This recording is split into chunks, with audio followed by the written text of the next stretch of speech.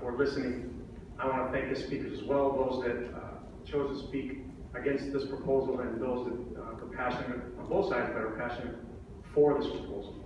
I want to bring up a couple things that weren't brought up that I think are very important.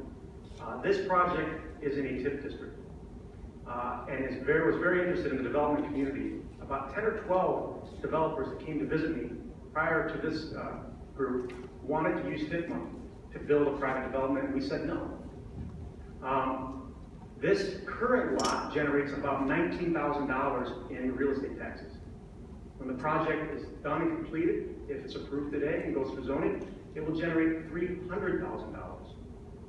What's significant is $281,000 of those dollars obviously will remain in the increment, in the TIF, to be used for things that we need in Logan Square, like green space, true green space, to help support our schools. I allocated TIF money to build a playground at local Chase School that is near this site. We need more in this TIF, and $281,000 of that increment will be a reality if this project goes forward.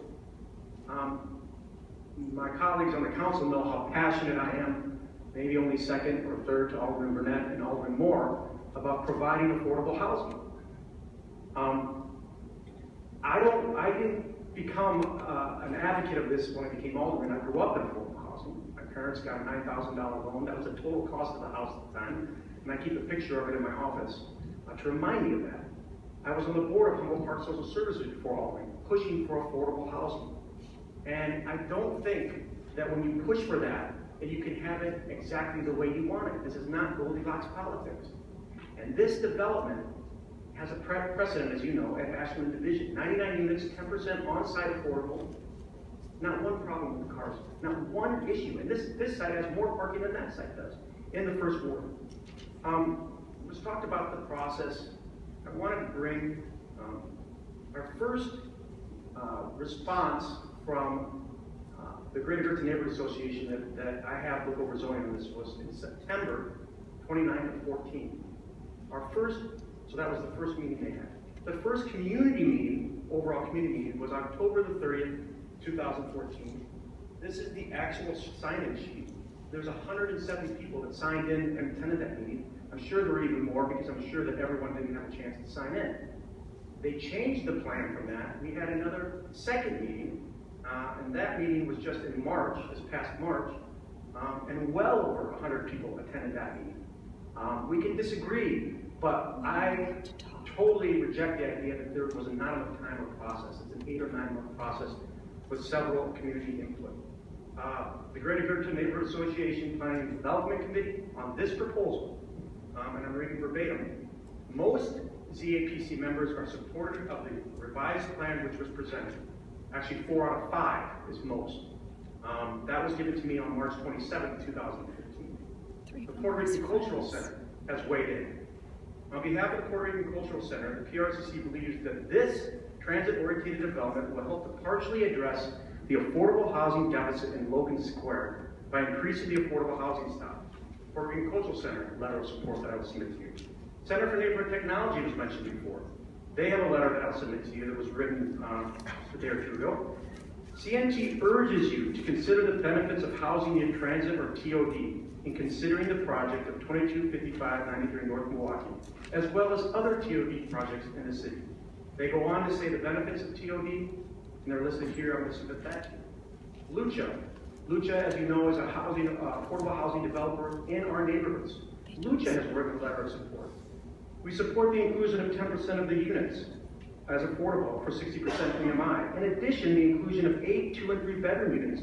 This is almost unprecedented that we're going above and beyond what the ARO has. We know that we work with developers that don't want to do even the 10% on site. That's a victory, and yet we're extending that, and that's why Lucha is supporting this project. The Logan Square Chamber of Commerce folk, they have a letter of support as well. I could go on and on and on about the support from organizations that have committed themselves to organizing in Logan Square and other areas for affordable housing and for right-sized development. And I think you heard a lot of great comments, real comments from people that want the jobs and want this kind of development moving forward. This is an incredible development. We have had many community meetings. We've heard from many folks. And the easy thing is to walk away. But I don't want to walk away from the Luis Perez's that grew up in this neighborhood that can have a shot at 30 plus affordable units. It's so easy to stand up and say that you support affordable housing. That's easy. What's difficult, as we know to do, is to actually get it done. That's one of the main reasons I support this, along with the jobs that will be created over an 18 or 12-month period. Their former site in my ward, $30 million. They spent 18 months, 150 union workers on site for that time, and about 40 permit jobs there now on a vacant Pizza Hut that used to sit there generating nothing. I humbly and strongly and passionately urge the chairman and commissioners to approve this today as the first step in going to the zoning process that we will have in the next few weeks. Thank you, Mr. Chairman. Thank you to all the commissioners. I appreciate it. Thank you, Alderman. Do the commissioners have any questions for the Alderman? Yes, Mr. Alderman. Yeah, I just want once again, actually I'm very serious about this. I would love for this kind of development to be got a site in my ward, right near the Howard L. And I'm a firm believer in transit-oriented development as well. And I thought a previous speaker put it really well. If you want a rural, bucolic, lack of dense environment in an urban setting, there's a city just about 5-hour drive from here called Detroit. Cities, successful cities, vital cities are cities that have population density, and yes, sometimes some building height as well. So come on up to the north side. Farther north. Thank you. Thank you, Alderman. Thank you. Commissioner Kelly? I just want to make a quick comment. I want to applaud the passion of both the opposition and the support on this issue. It's never easy taking on these issues. I want to applaud the Alderman and the development team for what I think is great design. And last, I just want to echo what the Alderman said.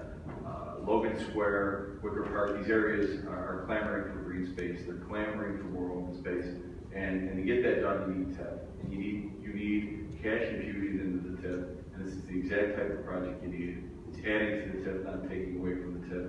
And I want to, first, from the Park District standpoint, to be one of the first in line when money comes down the road. But with that, I applaud the Alderman and the team on this. Thank you, Commissioner Kelly. With no further comments or questions, do I have a motion to approve the proposed plan development for the property generally located at 2255 through 93 North Milwaukee Avenue, finding that it meets the requirements for plan development approvals? So moved. Commissioner Sipp, the motion.